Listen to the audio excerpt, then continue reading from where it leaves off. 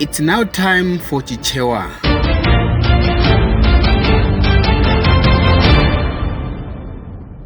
Do you understand me?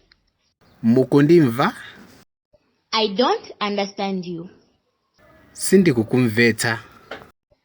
I understand. Ndikumvetsa. What's your name? Dzina lako ndani? My name is Benedict.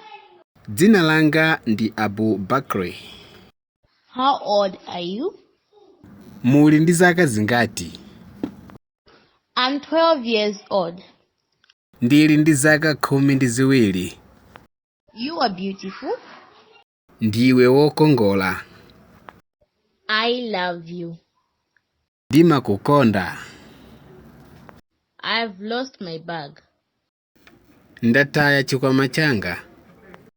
Can you help me? Mungandithandize? Are you okay?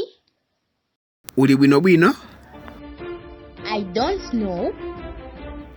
Sindikudziwa. No problem.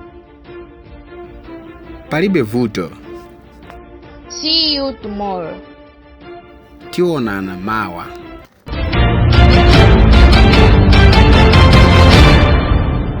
Thanks so much for being there in order to learn our language. Chichewa. May God make you to remember always what you have learned. Later.